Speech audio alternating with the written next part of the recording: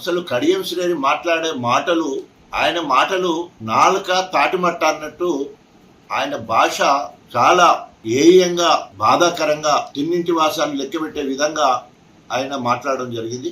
BRS party అధినాయకుల గురించి మాట్లాడితే పెద్ద నాయకుడిని అవుతాడనే ఒక భావంతో ఈరోజు తెలంగాణ జాతి పితగా, తెలంగాణ రాష్ట్ర సాధకుడిగా పేరున్న కేసీఆర్ గారిని, యువతకు ఐకాన్గా ఉన్న, అదేవిధంగా ఐటీ ఇండస్ట్రీ రంగాన్ని హైదరాబాదును తనదైన శైలిలో గొప్పగా అభివృద్ధి చేసిన కేటీఆర్ గారి మీద, అదేవిధంగా హరీష్ రావు గారు మాస్ లీడర్గా, ట్రబుల్ షూటర్గా ఉన్న హరీష్ రావు గారి మీద, జాగృతి నాయకురాలు కవిత మీద అనుచిత వ్యాఖ్యలను తీవ్రంగా ఖండిస్తా ఉన్నాం.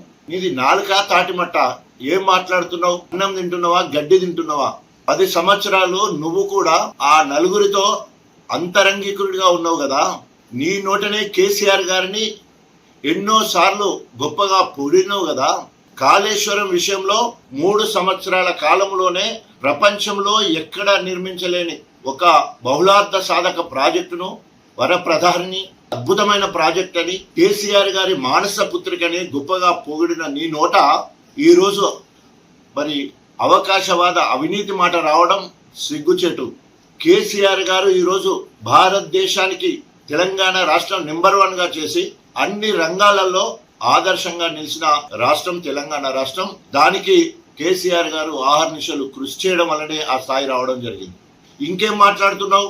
కేటీ రామారావు గురించి మాట్లాడుతున్నావు. కేటీ రామారావు గారిని నిండు సభలో నువ్వే మాట్లాడినావు. ఇవాళ భారతదేశానికి కాదు, ప్రపంచంలో కూడా ఇంత గొప్ప ఐటీ శాఖ మంత్రి ఉండడు. ఈరోజు భారతదేశంలో ఐటీ ఇండస్ట్రీ రంగానికి ఒక డెస్టినేషన్గా, ఒక డెఫినేషన్గా ఇవాళ తెలంగాణ ఉన్నదంటే హ్యాట్సప్ టు కేటీఆర్ అని మాట్లాడినావు నువ్వు. మళ్ళీ ఈరోజు నువ్వేమని మాట్లాడుతున్నావు? అవినీతి అని మాట్లాడుతున్నావు. మరి ఫార్మా ఈరేస్ విషయంలో అరెస్ట్ అవుతాడని మాట్లాడుతున్నావు. సిగ్గుండాలి కదా. మరి ఆనాడు ఒప్పందం చేసుకున్నప్పుడు ట్రాన్స్పరెంట్గా డబ్బులను పంపించడం జరిగింది బ్యాంకు ద్వారా. ఆనాడు ఒకవేళ ఒప్పందము క్యాబినెట్ నిర్ణయంకు అనుగుణంగా జరగలేదంటే మరి రద్దు చేసినప్పుడు రేవంత్ రెడ్డి కూడా క్యాబినెట్ నిర్ణయం తీసుకోకుండా రద్దు చేయడం జరిగింది. అలాంటప్పుడు రేవంత్ రెడ్డి మీద కూడా కేసు పెట్టాల్సిన అవసరం ఉంది. ఇప్పటికే రేవంత్ రెడ్డి గారిని పైన సుప్రీంకోర్టు ఓటుకు నోటు విషయంలో మొట్టికాయలేయడం జరిగింది. హైకోర్టు అనేక సార్లు ఆయన నిర్ణయాలకు హైకోర్టు కూడా మొట్టికాయలేయడం జరిగింది. సో ఈ రకంగా కక్ష సాధింపు చర్యలు, కుట్రలు, కుతంత్రాలు చేస్తున్న రేవంత్ రెడ్డికి ఆయన సానుభూతి పొందడానికి కను మరి ఇష్టం వచ్చినట్టు మాట్లాడుతున్నాం. ఇకేమైనా మాట్లాడితే ఇంకితం ఉండాలి కదా. 4 స్తంభాలు కేసీఆర్, కేటీఆర్, హరీష్ రావు, కల్వకుంట్ల కవిత, ఈ నలుగురు 4 స్తంభాలై ఈరోజు పార్టీని అన్ని రంగాల్లో ముందుకు తీసుకుపోవడానికి, 60 లక్షల మంది సభ్యత్వము చేయడానికి, తర్వాత ప్రభుత్వంగా ఏర్పడ్డ 10 సంవత్సరాలు ప్రజారంజక పాలన అందించడానికి అనేక రకాలుగా కృషి చేసి ఒకరిని మించిన ఒకరు మరి బాధ్యతలు తీసుకొని మరి ముందుకు పోతున్న ఈ తరుణంలో ఆ నలుగురు గురించి మాట్లాడడం సిగ్గుచేటు. అదేవిధంగా కవితకు నువ్వే స్వయంగా మన గణపురంలో అక్రమంగా కవితను అరెస్ట్ చేశారు, వెంటనే విడుదల చేయాలని చెప్పి మరి ఆనాడు రోడ్డు మీద కూర్చొని ధర్నా చేసినావు కదా. మళ్ళా మర్చిపోయి ఈరోజు మరి లిక్కర్ దందాలో మరి జైలుకి పోయి వచ్చిందని చెప్పేసి మాట్లాడడం సిగ్గుచేటు. ఇప్పటికైనా ఒళ్ళు దగ్గర పెట్టుకొని మాట్లాడని హెచ్చరిస్తా ఉన్నాం. ఇప్పటికే అనేక సార్లు అనేక రకాలుగా నిన్ను హెచ్చరించడమే కాకుండా ఈరోజు సచ్చిన పాము లెక్కున్నావు.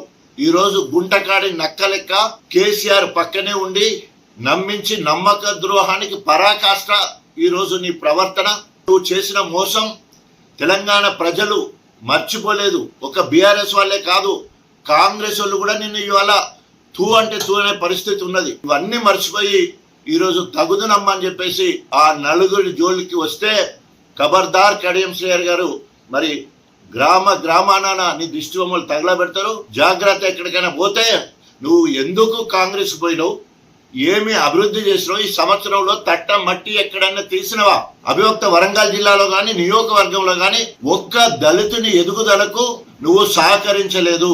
ఇటు మాలలు, ఇటు మాదిగలు, ఉపకులాలు మొత్తంలో కూడా ఏ ఒక్కరికి కూడా నువ్వు మేలు చేయలేదు. మొత్తము దళితులకు ద్రోహం చేసిన వాడివి నువ్వు. దళితులకు ఎక్కడ కూడా గణపురం నియోజకవర్గంలో దళితుల పాలిట రాక్షసు లెక్క రాబందు లెక్క దళితులను ఊత కోసపెట్టి అక్రమ కేసులు పెట్టించి దళితులను ఎన్కౌంటర్ చేసిన చరిత్ర నీది, హీనమైన చరిత్ర నీది. దళితులందరూ కూడా ఎదిరి చూస్తా ఉన్నారు నీ మీద ఎట్లా కక్ష తీర్చుకోవాలని చెప్పేసి. గణపురంలో నువ్వు చేసిన అభివృద్ధి శూన్యం. ఆ 10 సంవత్సరాలు నువ్వు ఆర్థికంగా ఎదగడానికి, కుబేరుడిగా అవతారం ఎత్తడానికి, విదేశాలలో ఆస్తులు చంపడానికి ఆ 10 ఏళ్లు వాడుకున్నావు. తర్వాత మళ్ళీ గుంట నక్కలేక కేసీఆర్ సంకల జొర్రి ఇక్కడ ఎంపీ అయినావు, ఇక్కడ 2 సార్లు ఎమ్మెల్సీ అయినావు, ఉప ముఖ్యమంత్రి అయినావు, విద్యాశాఖ మంత్రి అయినావు. తర్వాత మొన్న ఎమ్మెల్యే టికెట్ ఇచ్చిన తర్వాత నాకు ఎమ్మెల్యే కాదు నా బిడ్డకు ఎంపీ కావాలి, ఎంపీ టికెట్ ఇచ్చిన తర్వాత పార్టీ ఫండ్ తీసుకొని కడుపు నిండా తిన్నింటి వాసాలు లెక్క పెట్టినట్టు నమ్మక ద్రోహం చేసి 100 కోట్లకు రేవంత్ రెడ్డికి అమ్ముడిపోయిన పార్టీకి నమ్మక ద్రోహం చేసిన ఏకైక వ్యక్తి తెలంగాణ మొత్తంలో. నమ్మక ద్రోహి అంటే నమ్మక ద్రోహానికి పరాకాష్ట కడించిన విధంగా ఇప్పటికైనా సిగ్గు శరమేమని ఉండేది ఉంటే. నువ్వు బీఆర్ఎస్ పార్టీ నుండి ఎమ్మెల్యేగా గెలిచినావు, కేసీఆర్ దగ్గరికి పార్టీ ఫండ్ తెచ్చుకున్నావు, అదే విధంగా కేటీ రామారావు దగ్గరికి పోయి తెచ్చుకున్నావు, అట్లాగే హరీష్ రావు దగ్గర తీసుకొచ్చుకున్నావు. నేను ఓడిపోతా అని చెప్పేసి కవితక్క దగ్గరికి పోయి కూడా పార్టీ ఫండ్ తెచ్చుకున్నావు. ఈ నలుగురిని ఒక్కరికి తెలియకుండా ఒక్కరి ద్వారా పార్టీ ఫండ్ తెచ్చుకొని మళ్ళీ వాళ్ళని ఇలా నువ్వు మాట్లాడుతున్నావు అంటే ఇంతకంటే నీచమైన, ఇంతకంటే నేను ఎట్లా తిట్టాలో కూడా తెలియట్లేదు.